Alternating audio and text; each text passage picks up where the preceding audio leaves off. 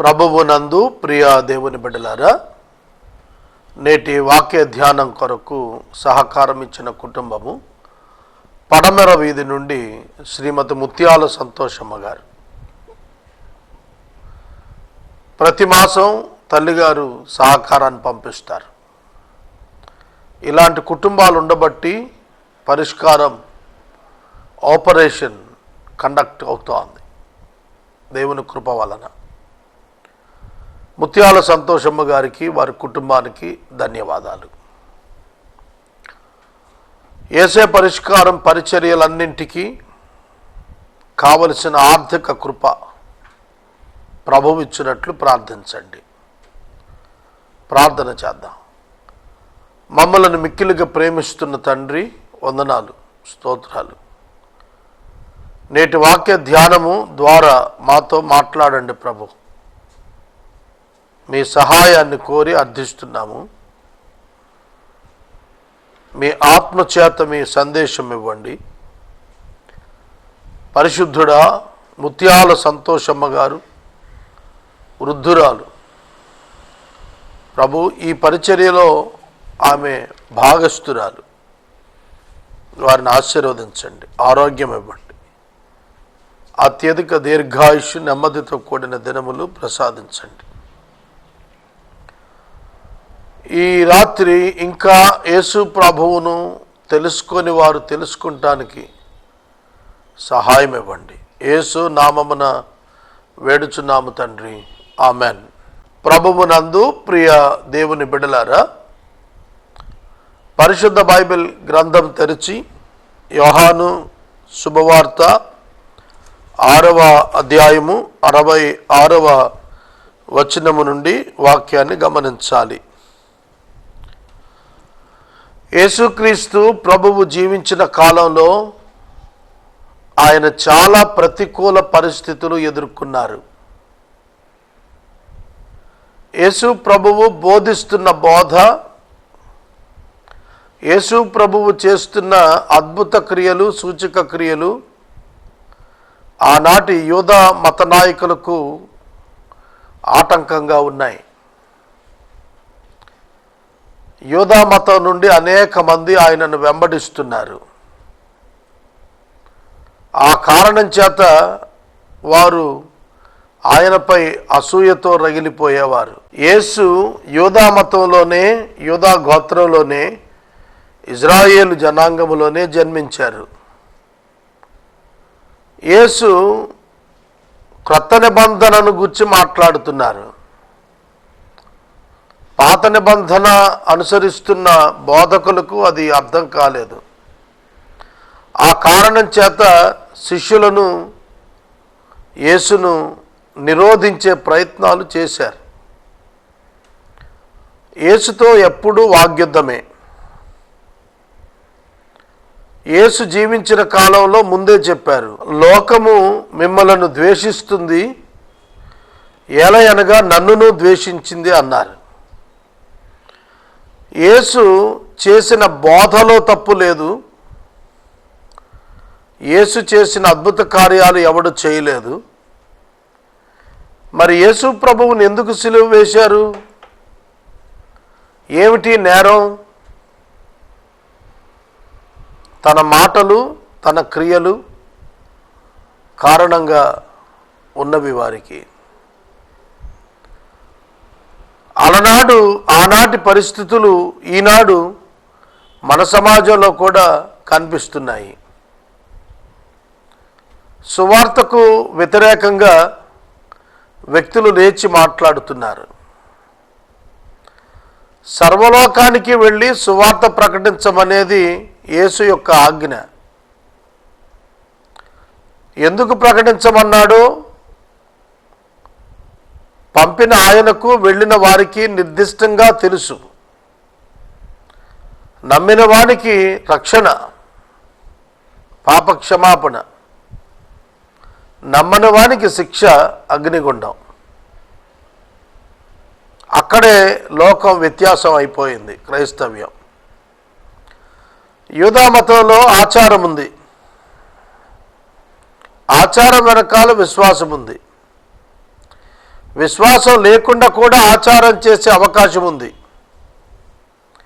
మనుషుల ఎదుట వేషధారణతో రుజువయ్యే సహకారం ఉంది వాళ్లకు. దేవుని ఎదుట వారెన్నడూ తమ జీవితాలు పరీక్షించుకోలేదు. కానీ యేసు అలా కాదు, మారు మనసు బోధించారు. నిత్యము దేవుని ఎదుట పరీక్షించుకోమని నేర్పించాడు. కనుక లోకములో ఉన్న మతానికి ఆయనకు ఆయన శిష్యులకు కూడా వ్యతిరేకత వచ్చింది. ఇవాళ కూడా అదే పరిస్థితి. ఇవాళకు అదే పరిస్థితి. ఆఖరికి ఆ దినాల్లో స్వస్థత పొందిన వారిని కూడా నిలదీసి అడిగారు. స్వస్థత పొందిన వారిని కూడా నిలదీసి అడిగారు. మృతులలో నుండి లేచిన లాజరును కూడా చంపాలని చూచారు. మృతులలో నుండి లేచిన లాజరును కూడా ఆయనతో పాటు చంపాలని చూచారు. యేసు మాటలు లోకానికి విరుద్ధంగా ఉంటాయి, లోక విధానానికి భిన్నంగా ఉంటాయి. భిన్నంగా అన్నప్పుడు అధిక నీతి వలన భిన్నం, అపవిత్రత వల్ల భిన్నం కాదు సుమా. అందుకే క్రీస్తును ద్వేషించారు వాళ్ళు. ఇవాళ మన పరిస్థితుల్లో కూడాను ఆ విధంగానే కనిపిస్తున్నాయి. 66వ వచనంలో, అప్పటి నుండి శిష్యులలో అనేకులు ఆయన వెనక తీసి ఆయనను ఎన్నడూ వెంబడింపలేదు. అనేక మంది శిష్యులు అంటే once upon A time they were convinced and they followed Jesus Christ. They left everything and followed. వాళ్ళు ఈ సిద్ధాంతాన్ని, ఈ సువార్తను అంగీకరించి వచ్చామన్నవాళ్లే. కానీ యేసు మాటలలోని గూఢార్థం వారికి స్ఫురించక వారు మరి ఎన్నడూ వెనకకు తిరిగి చూడకుండా వెళ్ళిపోయారు. కనుక నేను మనవి చేస్తున్నాను, సువార్త సత్యం అర్థం కాకుండా వివిధ రకాలైనటువంటి అపోహల చేత వెంబడించిన వారు ఎన్నడూ కూడా సువార్త సత్యము యొక్క బలము ఎదుట నిలబడరు, వెనకకు పోతారు. ఒక వ్యక్తి సువార్త సత్యము చేత క్రీస్తు దగ్గరకు రావాలని తప్ప ఏ ప్రలోభం వల్ల వచ్చినా అతడు నిలబడలేడు. ఒక వ్యక్తి యొక్క అంతరంగం దేవుని కుమారుడైన క్రీస్తునందు ముడిపడి ఉండకపోతే ఆ వ్యక్తి నిలబడలేడు. చెట్టుకి గాలికి చెదరగొట్టబడు పొట్టుకి ఉన్న వ్యత్యాసం మీకు తెలుసు. చెట్టు వేళ్ళు భూమిలో ఊనుకొని ఉంటాయి, అందుకే అది కొట్టుకుపోదు. పొట్టు కూడా ఉనికి కలిగి ఉంది, కానీ పొట్టు దాని స్థానం ఎరగదు. చెట్టు వంటి వాడుగా ఉండాలి. 1వ దావీదు కీర్తన అదే చెప్పింది మనకు. దివారాత్రములు వాక్యమును ధ్యానం చేసేవాడు ఆకువాడక తన కాలమందు ఫలమిచ్చు చెట్టు వలె ఉంటాడు. He can stand for the argument. నిలబడతాడు. ఎవరి ప్రశ్నకైనా నిలబడి జవాబు చెప్పగలుగుతాడు. ఎంతటి ప్రమాదకరమైన గాలినైనా తట్టుకోగలుగుతాడు. వేళ్ళు భూమిలోనికి ఊనిన కొలది ఆ చెట్టు పైకి ఎదుగుటయే కాదు, ప్రకృతి వైపరీత్యం తట్టుకోవటానికి వీలవుతుంది. బాహ్యంగా జరిగేటువంటి విమర్శకు ఒక విశ్వాసి యొక్క అంతరంగంలో జవాబు ఉండాలి.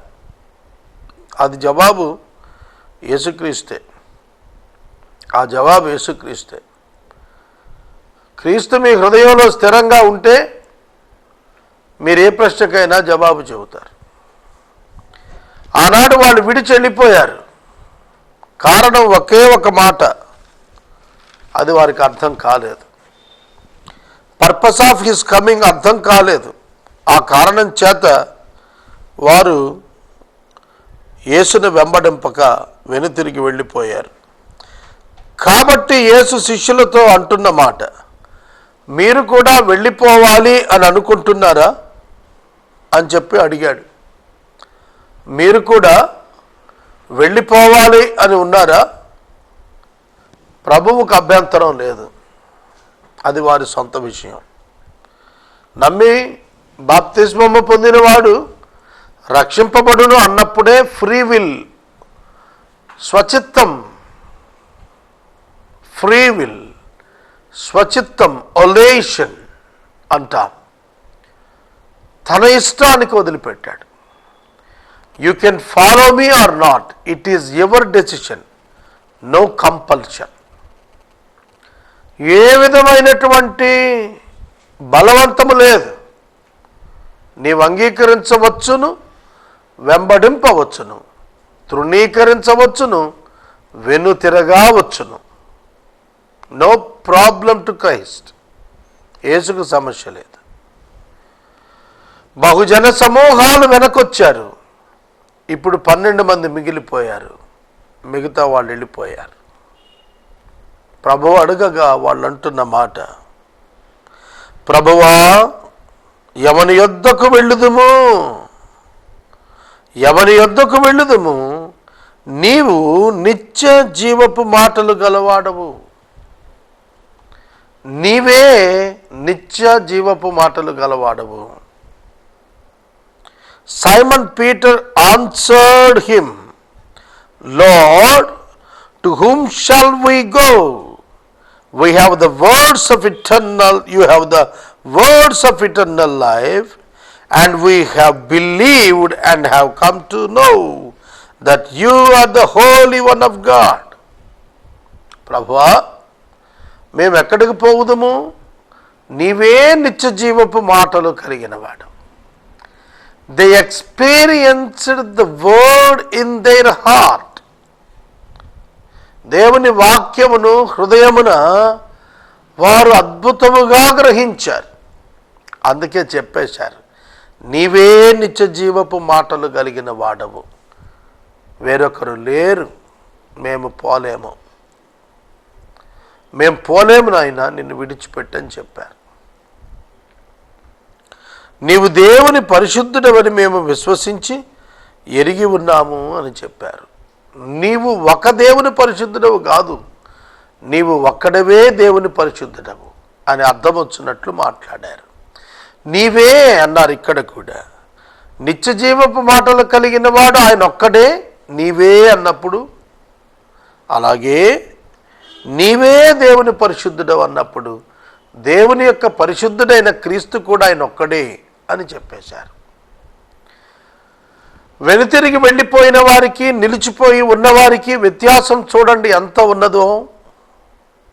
అర్థం చేసుకోక వెళ్ళిపోవటానికి కారణం వారి విశ్వాసంలోని లోపం. అప్పటి వరకు వారు విశ్వసించినది దేనిని? ఆయన శక్తిలోని పాక్షికమైనటువంటి దానిని. ఆయన నిత్య జీవాన్ని ఇచ్చేవాడని ఒక గ్రహింపు వారికి లేకపోయింది. రొట్టెలు ఇస్తాడు, స్వస్థత ఇస్తాడు అని నమ్మారు, కానీ తీర్పు తీరుస్తాడు, పరలోకం ఇస్తాడు అని నమ్మలేకపోయారు. కానీ శిష్యులు నమ్మారు, నీవే నిత్య జీవం వాక్కులు గలవాడివి, నీవే దేవుని పరిశుద్ధుడవు, నిన్ను విడిచి మేము వెళ్ళలేం ప్రభు అని చెప్పారు. అందుకు యేసు, నేను మిమ్మల్ని 12 ఏర్పరచుకొనలేదా? అద్భుతం కదూ ప్రశ్న. నేను మిమ్మలను 12 మందిని ఏర్పరచుకొనలేదా? ఈ 12 మంది యేసు ఏర్పరచుకున్న వాళ్ళు. యేసును వారు ఏర్పరచుకోలేదు, యేసే వారిని ఏర్పరచుకున్నాడు. మీలో ఒకడు సాతాను, మీలో ఒకడు సాతాను అని వారితో చెప్పెను. It is the shocking word to them.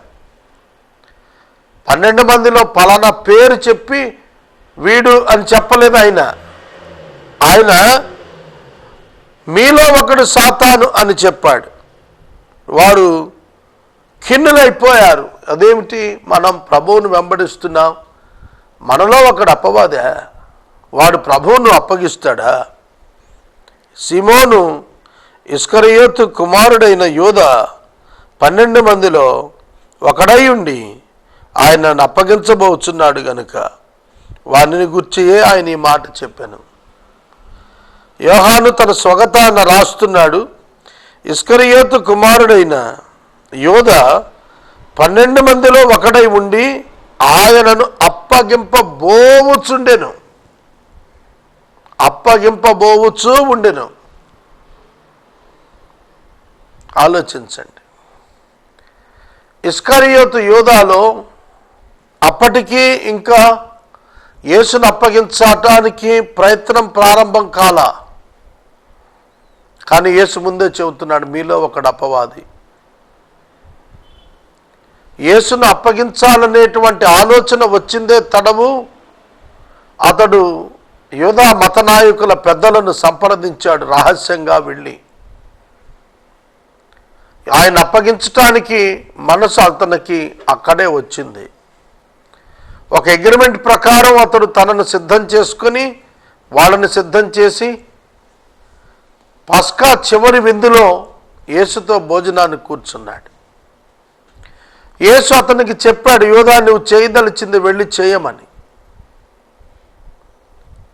అతడు రొట్టె పుచ్చుకున్నప్పుడు అతనిలో అపవిత్రాత్మ ప్రవేశించాడని కూడా వ్రాశాడు. ఇది అంధకార సంబంధమైన ఘడియ అని ఆయన ప్రకటన కూడా చేశాడు యేసు. కనుక మీరు గమనించినట్లయితే ఆయన ఎలాగూ ఇవన్నీ చెప్పగలుగుతున్నాడు? మీలో ఒకడు అపవాదని చెప్పాడు. ఎలా చెప్పాడు? సర్వజ్ఞానం కలిగిన వాడుగా చెప్పాడు. మీరు కూడా నన్ను విడిచి వెళ్ళవాలని అనుకుంటున్నారా అంటే వాళ్ళు చెప్పారు ఈయనే క్రీస్తు అని, ఈయన మాటల్లోనే నిత్యజీవం ఉందని చెప్పారు.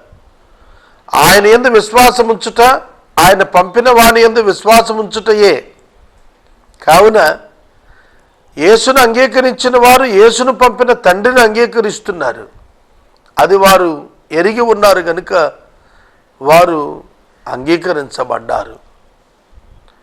సహోదరుడా, సహోదరి, ఈ మాటలను మనం చదువుతూ ఉన్నప్పుడు మనకు ఏమని అర్థమవుతోంది? వాక్యము ఏమైనా గ్రహింపునిస్తోందా? దేవుని వాక్యము పరీక్షించి నేర్చుకుందాం. యేసుక్రీస్తు ప్రభు దేవుడు పంపిన ఒక మార్గము. మానవ పాప క్షమాపణ కొరకు మానవులు చెల్లించవలసినటువంటి నరక శిక్ష ప్రత్యామ్నాయంగా యేసు దేహం పైన మోపబట్టానికి యేసును దహనబలి ఆ పస్కా బలి పశువుగా పంపాడు. పాత నిబంధనలో బలులున్నాయి. బలులు క్రీస్తు యొక్క బలిని అర్థం చేసుకోవటానికి ఉపయోగపడటానికే ఇవ్వబడ్డాయి. ఆ బలులను బలి పశువును ప్రధాన యాజకుని యొద్దకు తెచ్చినప్పుడు ఆ దేవాలయం యొక్క ద్వారము ఎదుట దానిని నిలవబెట్టి ఆ బలి పశువును దాని తల మీద బలి ఇచ్చేటువంటి వాడు చేతులుంచుతాడు. అలాగన చేతులుంచినప్పుడు తనకు బదులుగా ఈ నిర్దోష రక్తాన్ని సమర్పిస్తున్నానని ఒప్పుకుంటున్నాడు. తన పాపానికి మరణం తప్పదని, ఆ మరణము నుండి తప్పించుటకు దేవాది దేవుని యొక్క కుమారుడు ఈ లోకానికి వస్తాడని, ఆ క్రీస్తు మాకు విమోచన ఇస్తాడనే నమ్మకం కలిగి అప్పటి వరకు పాపము కప్పబడినట్లుగా జంతువు యొక్క రక్తం, నిర్దోష రక్తం ప్రత్యామ్నాయమైనటువంటిదిగా ఇవ్వటానికి తాను సిద్ధపడినటువంటి వాడై ఆ యొక్క బలి పశువును దేవాలయం యొక్క ద్వారం దగ్గరకు తీసుకొని వస్తాడు. అక్కడ దానిని వధించి ఆ రక్తం చేత ప్రోక్షణం పొందుతాడు. ఈ విధంగా పాపక్షమాపణ కలుగుతుందనేది పాత నిబంధన భక్తులందరికీ తెలుసు. ఆ కారణాన క్రీస్తు యేసు యొక్క స్వరక్తం చేత మానవ పాపం కొరకైనటువంటి ప్రాయశ్చిత్తపు వెల దేవునికి స్వయంగా యేసు చెల్లించటం ద్వారా మానవుల యొక్క పాపానికి విమోచన కలుగుతోంది. ఈ సత్యము సువార్తకు ఆధారం. ఈ పునాది మీద సువార్త నిర్మాణం చేయబడింది.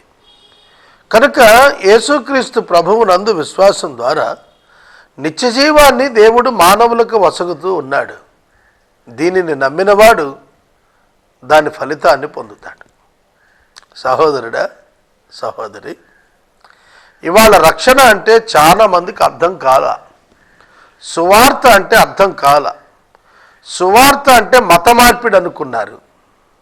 మతాన్ని మార్చుకోవటం కాదు, తమ విశ్వాసమును క్రీస్తు మీదకు మరలచ్చటం.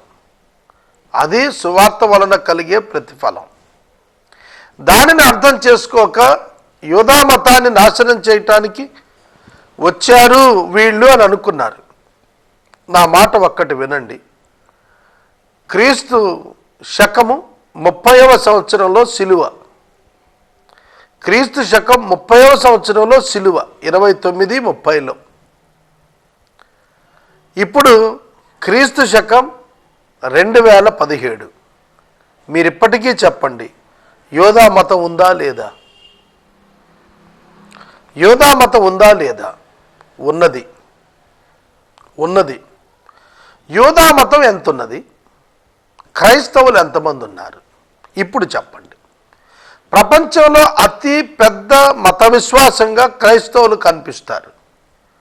యూదా మతం ఒక చిన్న దేశంగా కనిపిస్తుంది. మరి ప్రపంచంలో మారిన వ్యక్తులందరూ యూదా మతమేనా? చెప్పండి. ప్రపంచంలో ఉన్నటువంటి మనుషులలో యేసును అంగీకరించిన వారందరూ కూడా ఒక్క యూదా మతమేనా? అనేక జాతుల నుండి. కనుక క్రైస్తవ్యం ఒక మతాన్ని కించపరచడానికో, మతం నుండి మనుషులను డ్రా చేసి కొత్త మతంలో చేర్చడానికో వచ్చింది కాదు. యేసు ప్రభు భూమి మీద జీవించినప్పుడు ఆయన యూదా మత నాయకులను చాలా తీవ్రంగా గద్దించారు.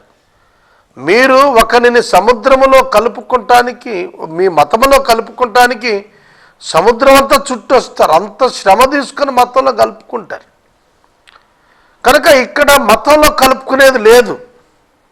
నేను మొన్న ఒక స్టేట్మెంట్ ఇచ్చాను, నాకే మతం వద్దు, దయచేసి మతరహితుడు అని వ్రాయండి, నేను యేసును అంగీకరించుకున్నాను అని.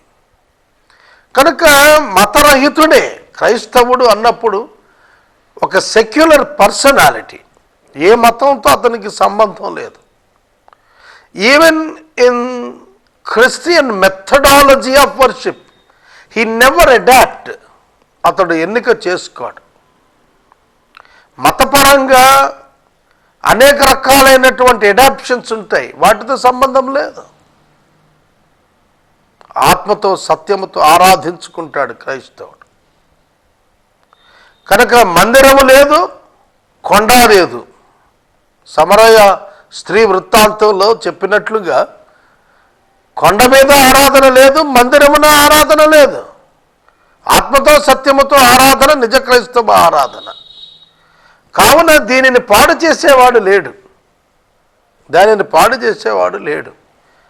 ఒకవేళ మత క్రైస్తవ్యంపై దాడులు జరుగుతూ ఉండవచ్చును. ఆ నేపథ్యంలో నిజమైనటువంటి క్రైస్తవ విశ్వాసి కూడా సఫర్ కావచ్చును. కానీ గాడ్స్ ప్రొటెక్షన్ ఖచ్చితంగా కాన్స్టిట్యూషనల్గా ఒక విశ్వాసికి ఎప్పుడూ లభ్యమయ్యే ఉంది. నేను మనవి చేస్తున్నాను, యేసుక్రీస్తు ప్రభువు నందు విశ్వాసం ఉంచినటువంటి వారు వారి వస్త్రధారణ మార్చుకోనక్కరలేదు, వారి వేషధారణ మార్చుకొనక్కరలేదు. వారు మార్చుకోవలసినది ఒక్కటే, వారి విశ్వాసం, వారి హృదయం, వారి యొక్క మనస్సు, వారి క్రియలు, వారి యొక్క ప్రాచీన పాపపు స్వభావం నుండి విడుదల పొందాలి. అదే దేవుడు వారిలో కోరుతున్నది, అపేక్షిస్తున్నది. ఇతరులు అనేకులు నరక మార్గం నుండి తప్పించుకోవటానికి తాము నమ్మినటువంటి క్రీస్తును వారికి పరిచయం చేయాలి. ఒక్కసారి ఆలోచించండి, యేసుక్రీస్తు ప్రభువును ఎరిగినవాడు లోకానికి అపకారిగా ఎలా ఉండగలుగుతాడు? ఉండలేడు. He cannot do that such thing. అట్లాంటి పని అతడు ఎప్పుడు చేయలేడు. దొంగలడు, అబద్ధమాడడు, వ్యభిచరించడు, మద్యపానిగా ఉండడు, డ్రగ్స్ తీసుకోడు, లోకస్తులతో తిరగడు, వ్యర్థమైనటువంటి వాటితో అభ్యాసంతో ఉండడు, ప్రత్యేకంగా నీతిగా ఉంటాడు. లంచం ఇవ్వడు, లంచము పుచ్చుకొనడు, కట్నము ఇవ్వడు, కట్నము పుచ్చుకొనడు. అట్లాంటి మంచి వ్యక్తితో మీకు అభ్యంతరం ఏమిటి? అటువంటి మంచి గుణశీలులతో సమాజానికి అభ్యంతరం ఏమిటి? కనుక యేసుక్రీస్తు ప్రభువును నమ్మినటువంటి వారికి ప్రభువు చెప్పినది మీ సహనము హెచ్చుగుండాలి అని అన్నాడు. మీరు మేలు చేసి కీడు అనుభవించినా మేలు అన్నాడు. కీడు చేసిన వాడు కీడు అనుభవిస్తే ప్రయోజనం ఏమిటి? మేలు చేసిన వాడు కీడు అనుభవిస్తే ప్రతిఫలం అధికం ప్రభువు సన్నిధిన. ఇదే క్రైస్తవ మార్గం. ఇవాళ క్రైస్తవులు చేస్తున్న పనులను బట్టి క్రైస్తవ్యాన్ని ముడిపెట్టకూడదనేది నేను మనవి చేస్తున్నాను. ఎవరో ఎక్కడో ఏదో చేశారని దాన్ని తెచ్చి ప్రభువు బిడ్డలకు ఆపాదించవద్దు అనేది మనం నేర్చుకోవాలి. 7వ అధ్యాయము రేపటి వాక్య ధ్యానమున మనము ప్రారంభిద్దాం. యూదులు ఆయనను చంప వెదికారు. యేసు యూదయలో సంచరించలేక గలిలయలో సంచరించుచూ ఉన్నాడు. సంచరించనొల్లక. After this Jesus went about to Galilee. He would not go about in Judea because the Jews were seeking to kill him. యూదయకు వెళ్ళలేకపోయాడు. వెళితే చంపేసేటట్టుగా పరిస్థితులు ఉన్నాయి. ఆయన భయపడి వెళ్ళటం కాదు, వెళ్ళలేకపోవటం కాదు. ఆయన ప్రణాళిక సమయం కొరకు ఆయన ఎదురు చూస్తున్నాడు.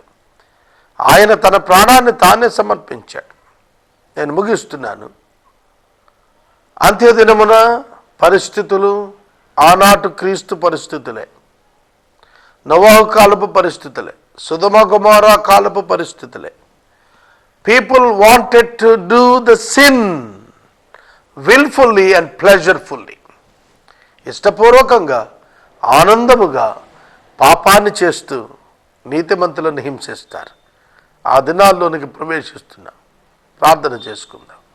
నేటి వాక్య ఉపదేశానికి సహకారం ఇచ్చినటువంటి తల్లిగారు ముత్యాల సంతోషమ్మ గారు, వీరికి ప్రత్యేకమైన హృదయపూర్వక కృతజ్ఞతలు ప్రభువు పేరిట. ఈ మాసం అంతము వరకు అనుదినము ఎపిసోడ్ సహకారులు కావాలి. అలాగే ప్రేమ సాక్షి టీవీలో ఇతర ఛానల్స్ యొక్క రికార్డింగ్స్ అండ్ ట్రాన్స్మిషన్ ఎక్స్పెండిచర్స్ కొరకు సహకారులు ముందుకు రావాలి. మనవి ప్రార్థిస్తాను. మమ్ములను మిక్కిలిగా ప్రేమిస్తున్న తండ్రి వందనాలు. వాక్య ఉపదేశ సహకారిని సంతోషమ్మ గారిని దీవించండి. క్రొత్త విశ్వాసులను అనేక మందిని ఈ కార్యక్రమమునకు సహకారులుగా లేవనెత్తండి. ఘనత పొందండి, మహిమ పొందండి. యేసు నామమున ప్రార్థిస్తున్నాము తండ్రి, ఆమెన్. తండ్రి అయిన దేవుని ప్రేమ, కుమారుడిని యేసయ్య కృప, పరిశుద్ధాత్మని యొక్క అన్యోన్య సహవాసం సదాకాలం మనకు తోడైండును గాక, ఆమెన్.